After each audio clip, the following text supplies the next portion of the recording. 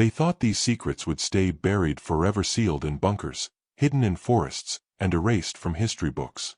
But decades later, chilling discoveries began to surface. Forgotten mass graves, abandoned Nazi experiments, and horrifying truths that were never meant to be found. These aren't just war stories, the nightmares left behind.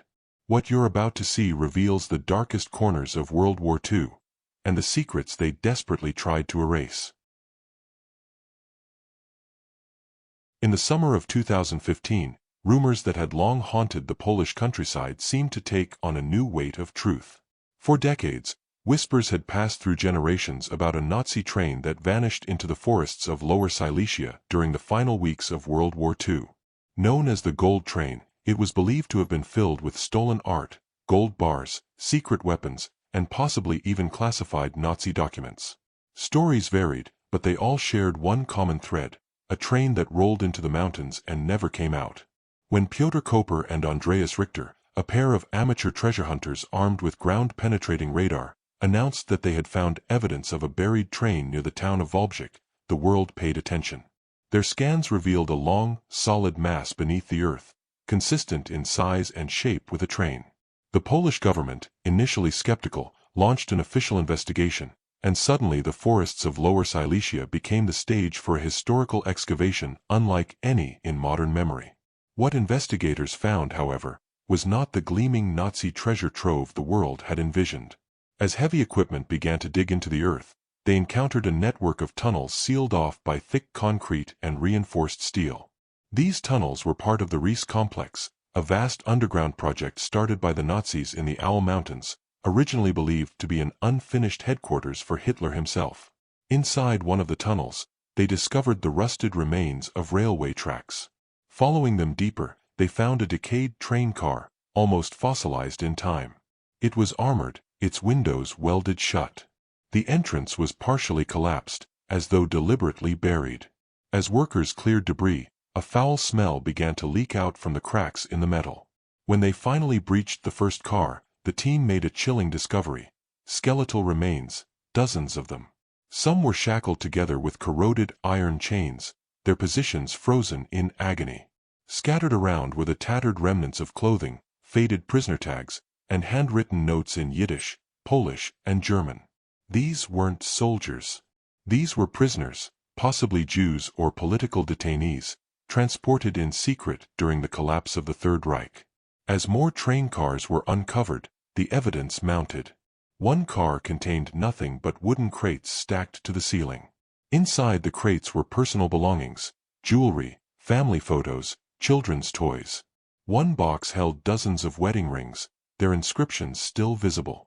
Another contained paintings, some later identified as works stolen from museums across Europe.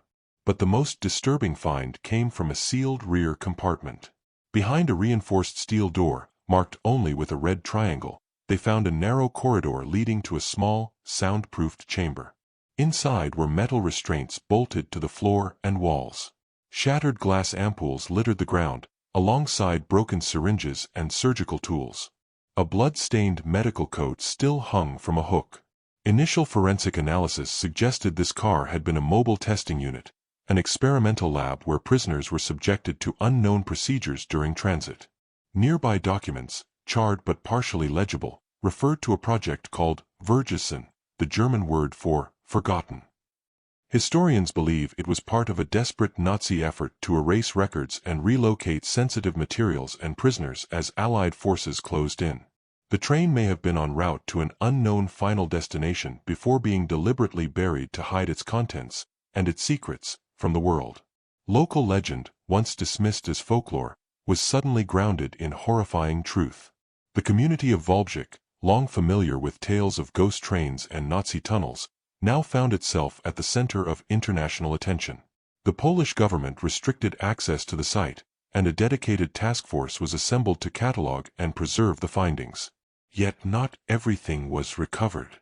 As the excavation continued, parts of the tunnel system collapsed. Some sections remain inaccessible to this day, sparking conspiracy theories that another train, or even an entire underground facility, still lies hidden beneath the Owl Mountains. Paranormal enthusiasts claim the area is haunted. Locals speak of strange noises at night, clanking metal, whispers in the trees, voices calling from below. Despite the myths, one truth is clear: the ghost train of Lower Silesia was no mere fantasy. It was a grim relic of human cruelty, engineered secrecy, and the lengths to which the Nazi regime would go to protect its atrocities. What began as a hunt for gold ended as a sobering reminder that some treasures are best left buried, because what they reveal may be too terrible to comprehend. In the quiet outskirts of Harbin, China, a sinister legacy lay buried beneath layers of frost and silence. For years, the villagers near the Pingfang district whispered unsettling rumors about the area. Strange disappearances during the war, odd illnesses, and forbidden zones once guarded by barbed wire and Japanese soldiers. But it wasn't until 2002, nearly 6 decades after the end of World War II, that a chilling truth began to resurface. Construction workers breaking ground for a new residential development made the discovery. While digging near the edge of the old military zone, their equipment struck a series of metal fixtures buried in the soil. At first, they thought it was part of an old sewage system. But when they uncovered a rusted trapdoor leading into a subterranean tunnel, they realized they had stumbled upon something far more ominous. The site was quickly cordoned off by Chinese authorities. As archaeologists and historians were brought in, it became clear. This was a lost section of Unit 731, the infamous Japanese biological warfare research facility that operated during the Second Sino-Japanese War and World War II. Officially denied by Japan for decades, the facility was responsible for some of the most horrific war crimes in human history. Inside the underground chamber, investigators found surgical tables, medical instruments still soaked in rust and dried stains, and glass jars containing preserved organs, many of them clearly human. Labeling was in Japanese, with dates spanning from 1939 to 1945. Some jars were tagged with identification codes, others with grotesque annotations: infection stage 3, frostbite test, final result, plague carrier, dead after 17 hours. It was only a fraction of the horror. Along one wall stood dozens of cages, many collapsed, but some still intact, designed for human containment. The walls were scorched in places, suggesting attempts to burn evidence. In another chamber, technicians found a refrigeration unit filled with vials containing what would later be confirmed as anthrax, cholera, and strains of plague. Though inert due to age and decay, the pathogens once inside those vials had been weaponized and tested on live subjects. These weren't battlefield experiments. This was systematic torture disguised as science. Testimonies from former Unit 731 staff, long kept secret, later confirmed the purpose of the Harbin facility. Prisoners, most of them Chinese civilians but also Koreans, Mongolians, and Allied POWs, were subjected to live vivisections, intentional infection with deadly diseases, exposure to chemical agents, and temperature experiments where subjects were frozen alive. The victims had no names, only numbers, lab animals in the eyes of their captors. In a dusty drawer beneath a decaying desk, investigators discovered a ledger, bound in cracked leather.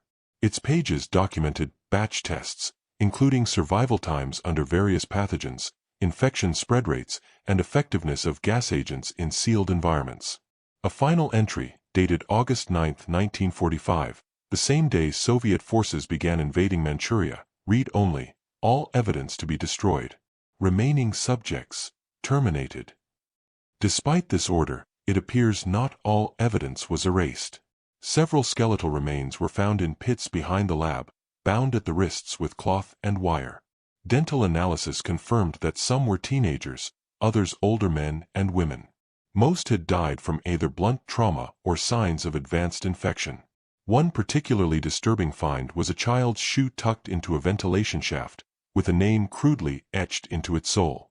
After the discovery made headlines, survivors who had lived near Harbin during the war began coming forward. Elderly villagers recalled the nights filled with screams, the sudden disappearances, the no-go zones patrolled by armed guards. Some admitted they had long suspected what lay beneath the Pingfang district, but fear and shame kept them silent. Japan has never fully acknowledged the atrocities of Unit 731. Many of the scientists responsible were granted immunity by the United States in exchange for their data, which was seen as valuable during the early Cold War. Some of those men went on to have successful careers in academia and medicine. None were prosecuted for war crimes. The Chinese government transformed the uncovered site into part of the Unit 731 Museum, expanding it to include the newly discovered chambers. Visitors can now walk through the preserved halls, the chill of the earth below reinforcing the horror once conducted in its depths. Audio recordings play survivor testimonies, and displays show the extent of human suffering inflicted in the name of military science. But not everything was recovered. A sealed steel door in the deepest corridor remains unopened. Attempts to cut through it have been met with structural resistance and safety concerns over what might lie inside. Possible chemical agents or infectious remnants left sealed since 1945. Theories abound. Some believe it's a storage vault for sensitive documents. Others think it could be a mass grave, sealed by panicked scientists in their final moments before Soviet forces arrived. Whatever remains behind that door, the lab beneath Harbin is no longer forgotten. It stands as one of the darkest testaments to humanity's capacity for cruelty when science is stripped of ethics and empathy.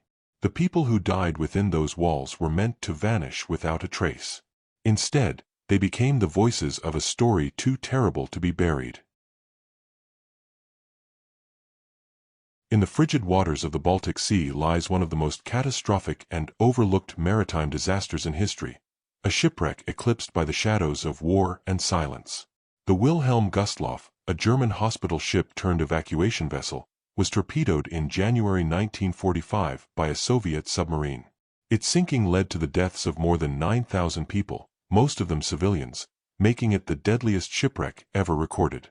Yet for decades, the tragedy remained obscured, partly by political agendas, and partly by the sea itself. It wasn't until 1999 that a team of deep-sea divers, operating under special permits granted by German and Polish authorities, returned to the wreck site to document the condition of the ship and uncover truths lost beneath the waves.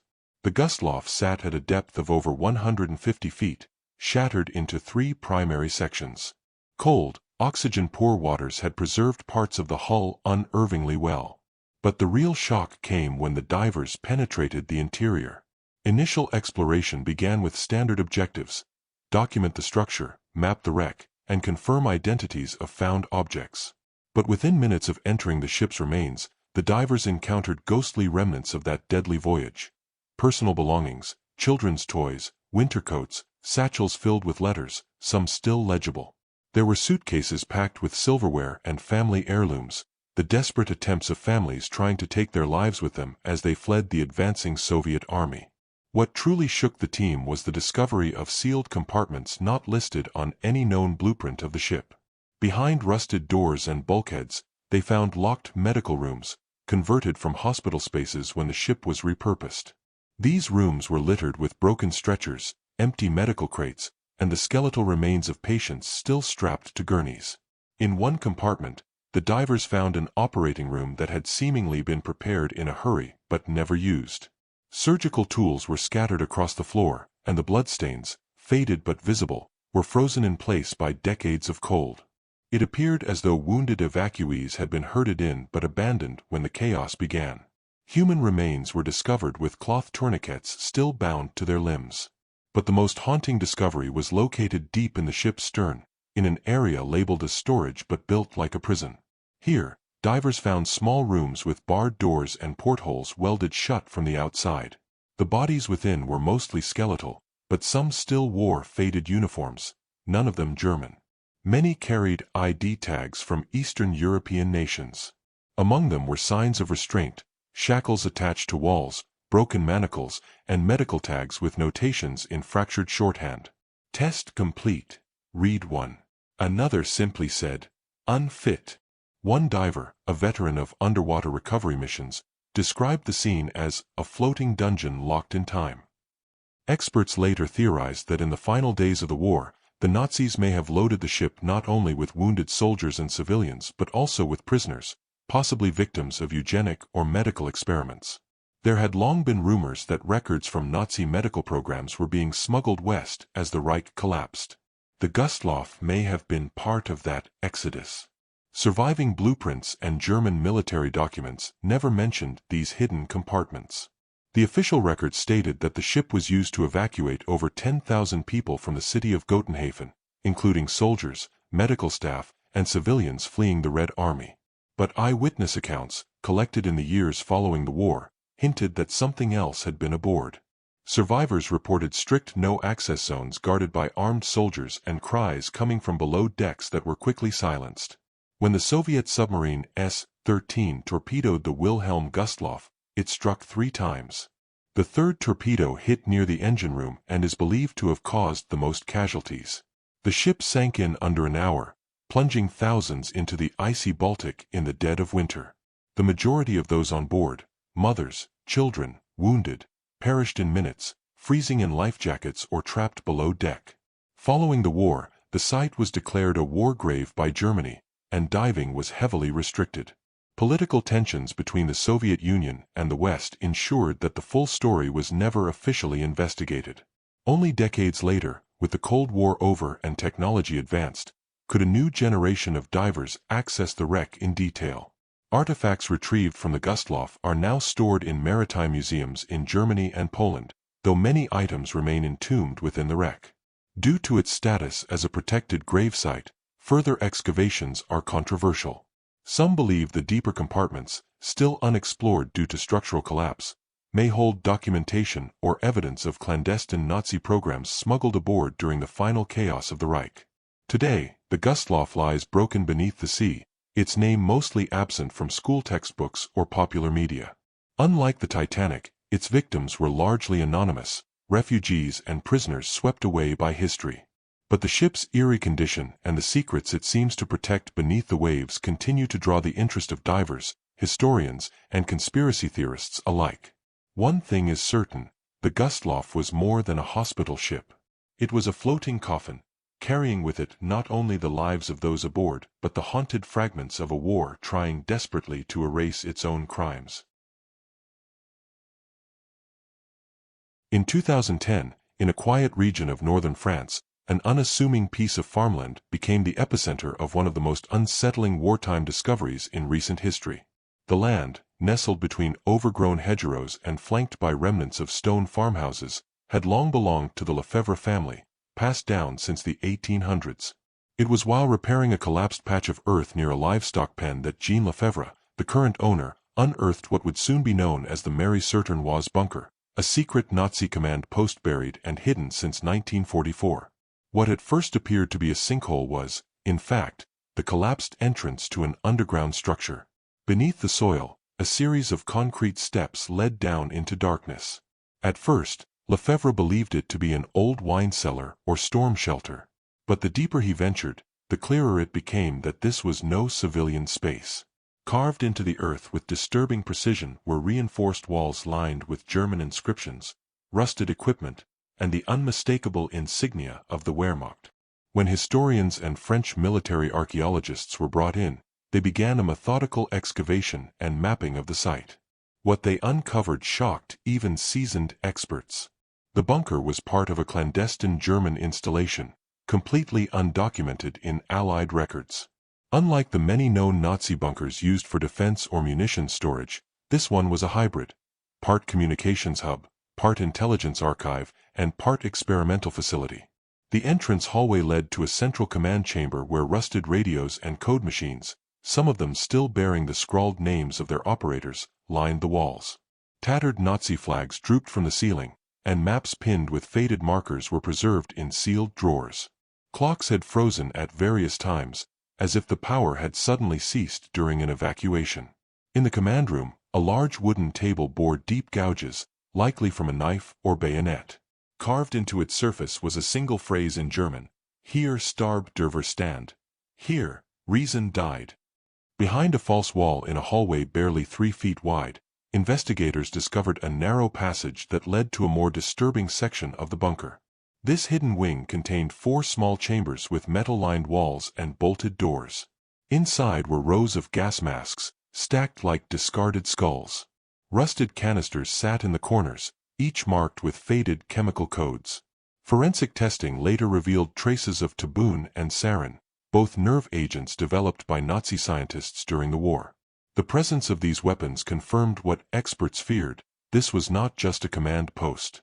It was a site for the storage, and possibly the testing, of chemical weapons. In a central room beyond the chambers, the team discovered a series of locked filing cabinets. Despite their corrosion, many of the drawers were intact. Inside were files labeled with the code name Project Nachtschatten, Project Nightshade.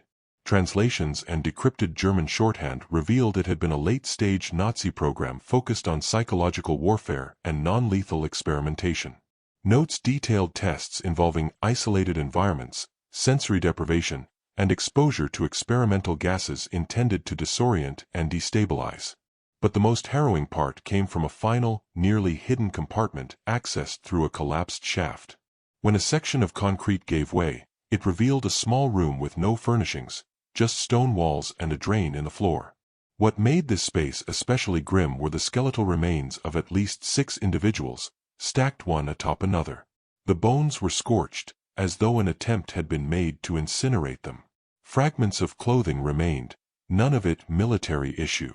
Forensic analysts determined that the bodies belonged to civilians, likely test subjects. Scattered near the remains were scraps of paper, apparently torn from a diary or medical log. Translation suggested that at least one of the deceased was a German officer turned dissenter, who had tried to document the atrocities taking place. His final entry read, "They say we are advancing science, but I see only madness. This bunker is cursed, and the men inside are no longer human." Further disturbing details emerged as archaeologists traced electrical lines leading to external listening posts hidden in nearby woods. The Nazis had wired the surrounding area to intercept radio communications and monitor troop movement. The site had been intended as a remote intelligence node, shielded from air raids and invisible to Allied forces. Yet no known records, German or otherwise, ever mentioned its construction or use. Speculation grew. Was this bunker part of a rogue operation within the Nazi ranks? A splinter cell conducting unauthorized experiments? Or was it merely one of many dark corners of the war, swallowed by the retreat and chaos of 1944? In the months that followed the discovery, journalists descended upon the site, and the French government swiftly imposed restrictions. The area was declared a classified historical zone. Yet rumors spread online about the sounds heard by workers during the initial dig. Muffled cries, metallic clinks echoing from deep underground, as if the bunker resisted its own exposure. The local villagers, many of whom had heard old war tales about the Devil's Cellar in the woods, finally felt validated. Some claimed their grandparents had heard screams in the night during the occupation, dismissed at the time as madness or paranoia. Others remembered that German officers had been unusually protective of the farmland during the final year of the war, warning locals to stay away under threat of death. Today, the Marie-Certenoise bunker remains largely sealed, though part of it has been preserved for historical study under the supervision of the French Ministry of Culture. Access is tightly controlled, and many of its most disturbing artifacts were removed and locked away in military archives. But for those who visited during those first weeks, before the news went quiet, there's no doubt, beneath the peaceful hills of the French countryside, a terrible silence had been buried. And once disturbed, it told a story not just of war, but of science twisted into sadism, of minds unraveling in pursuit of impossible power, and of crimes carried out under layers of earth and secrecy. In 2015, in the dense and rarely traveled forests near the village of Biała Góra in the Pomeranian region of northern Poland, a group of amateur World War II relic hunters uncovered what they believed to be a long-forgotten German supply cache. Armed with metal detectors and spades, they had set out searching for old ammunition boxes or perhaps discarded equipment buried by retreating troops. Instead, they unearthed a human femur. Startled, the group stopped digging and reported the find to local authorities. A full archaeological team was dispatched within days. Over the next several weeks, the dense forest floor, covered in moss and silence, was peeled back, revealing the edge of what would become one of the most chilling mass grave discoveries in modern Europe. Beneath the soil, spread across several hectares, were the remains of more than 1,800 individuals. At first, investigators suspected a wartime battlefield site. But the arrangement of the bones, stacked and compacted in shallow trenches, soon told another story. These were not soldiers killed in combat. These were victims of systematic execution. Many of the skulls had entry wounds at the base of the cranium, clear evidence of point-blank gunshots, the method preferred by Nazi death squads. Others showed signs of blunt trauma. Some skeletons had remnants of cloth still clinging to them, while a significant number were completely naked at burial. Among the remains were women, elderly people, and even children, some no older than 4 or 5 years old. The discovery echoed the atrocities of Action Reinhard, the Nazi operation intended to exterminate Poland's Jewish population. Yet the massacre in the Pomeranian woods had never been documented, at least not in any public archives. Local historians and Holocaust researchers scoured records and eyewitness accounts. What they found was a faint trail, nearly erased by time, fear, and purposeful denial. As testimonies were re-examined, a particular name surfaced: KL Solda, a lesser-known Nazi transit and extermination camp located not far from Biała Góra. Originally used as a holding facility for Polish intelligentsia and political prisoners, the camp became a dumping point for so-called undesirables in the Nazi system. Victims included Jews, Romani families, Soviet POWs, and mentally ill patients taken from hospitals across the region. Some documents hinted at special death transports that left Solda in early 1944, headed toward secure forest locations. These transports were recorded in vague terms: no return manifests, no survivor accounts. The Biała Góra site, it appeared, was one of their final destinations. Even more disturbing was the forensic discovery made during the excavation. Many of the victims had not died instantly. Analysis of bone fractures and soil samples revealed that some had been buried alive. Others showed signs of having tried to claw their way out from beneath the dead: fingernail marks scratched into the sides of the pit, snapped fingers, shattered knuckles. One trench revealed a mother still cradling her child, her arms curled around the skeleton like a final act of defiance against the horror. Near the edge of the mass grave, researchers uncovered what appeared to be a series of makeshift fire pits. Inside were charred human remains, bones burned in haste, likely during the final days of the Nazi retreat. Nazi forces had clearly attempted to destroy evidence of the massacre. But the fire had not been thorough. A partially burned journal was found near the site, written in broken Polish and German. Its author, never identified, detailed the logistics of the executions, referring to the victims as cargo and units. One entry read, "The forest eats them quickly, but still, the screams stay in the trees." The psychological impact on the team working the site was immense. Several archaeologists left the project due to stress and nightmares. One forensic pathologist later said, "It wasn't just the bones. It was the silence. The ground here doesn't feel dead. It feels haunted." Word of the discovery spread quickly, sparking international outrage and a renewed interest in Poland's unmarked mass graves. Survivors from nearby towns, many now elderly, came forward with long-repressed memories. One woman, aged 92, recalled as a teenager being forced to guide a German patrol into the forest during the war. She remembered seeing trucks arrive, people herded off, gunshots echoing, and then, nothing. The next day, the forest looked undisturbed, as if it had swallowed the nightmare whole. The Polish government declared the site a national memorial and erected a monument at the edge of the forest clearing. Rows of plaques now line the area, each bearing names recovered from fragmented ID tags, notes, and testimonies. Yet hundreds remain unidentified, their names lost to the silence of the woods. The story of the Biała Góra massacre has since been included in Holocaust education initiatives and featured in documentaries that aim to illuminate the lesser-known crimes of the Nazi regime. But the site still holds secrets. Ground-penetrating radar scans have revealed at least 2 more potential grave sites in the vicinity. Areas still untouched, perhaps still hiding even more victims beneath the roots of ancient trees.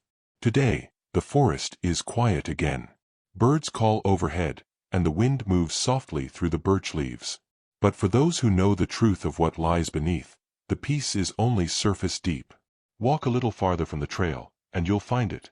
A patch where the earth dips unnaturally, where the moss grows in strange patterns, and where the air is unnervingly still. It is here that history was buried, not just in bones, but in silence, secrecy, and the chilling reminder of how easily horror can vanish beneath the surface, until someone dares to dig. Every case adds a new layer of mystery, leaving more questions than answers. Which one lingers in your mind, and what's your take on what really happened?